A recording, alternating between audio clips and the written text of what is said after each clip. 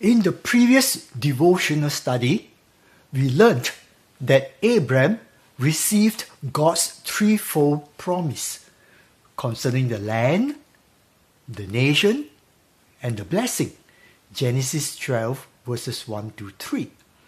This promise would later be enshrined in the Abrahamic covenant.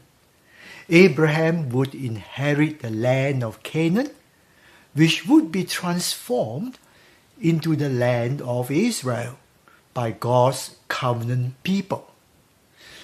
Our story began in Ur of the Chaldeans, with Terah and his three sons, Abram, Nahor, and Haran. Haran died in his young age. The family then moved to Haran, north of Canaan, in response to God's revelation of himself and specific instruction to leave for Canaan. Do not be confused with Haran, the name of the deceased son of Terah, and Haran, which is also the name of the city. We learned that for unknown reason, the family failed to proceed to Canaan but stay on in Haran until after the death of the father Terah. It was Abraham's responsibility then to lead the family from Haran to Canaan. But wait, do we notice someone in that family missing? We read, "And Terah took his son Abram and his grandson Lot, the son of Haran, and his daughter-in-law Sarai, his son Abram's wife, and they went out with them from Ur of the Chaldeans to go to the land of Canaan. And they came to Haran and dwelt there." Genesis 11:31. Haran died in Ur, but where was Nahor? Apparently he stayed behind with his own family in Ur, and of course with the gods of Mesopotamia. Some years later, in the city of Haran, after Terah had died, Abram continued the journey to Canaan in obedience to God's instruction. So Abram departed as the Lord had spoken to him, and Lot went with him. And Abram was 75 years old when he departed from Haran.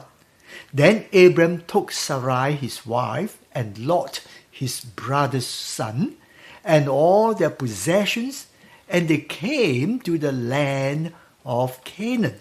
Genesis 12, 4-5. Abram, out of his good heart, looked after Lot, the son of his deceased brother Haran. Nahor once again was missing. Sadly, he didn't join his brother Abram to go to Canaan. How sad it was for Nahor not to see what his own brother had seen. He did not see the grace of God in calling Abram out of idolatry to go to the promised land of Canaan. As such, as a close family member, he failed to benefit from the blessing of Abraham.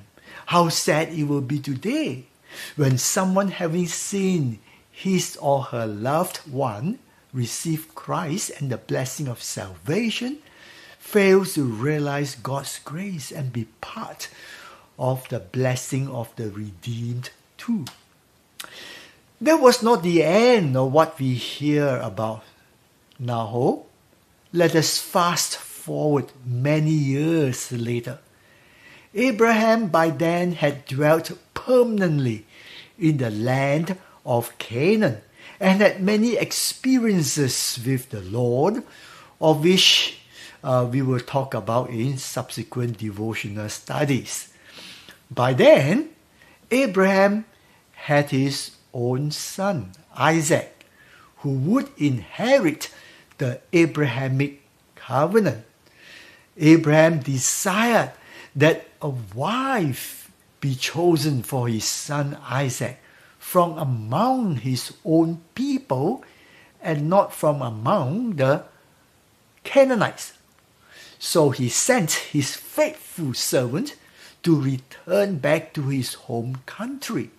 We read, "Then the servant took 10 of his master's camels and departed and went to Mesopotamia, to the city of Nahor."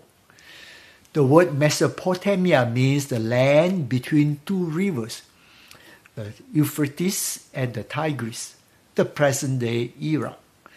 It was there in the city of Nahor that the servant met Rebekah, Nahor's granddaughter, who would soon become Isaac's wife. City of Nahor. Do we sense something interesting here? That city could well be founded by Nahor himself and called by his own name. In fact, there are archaeological records for the existence of this city.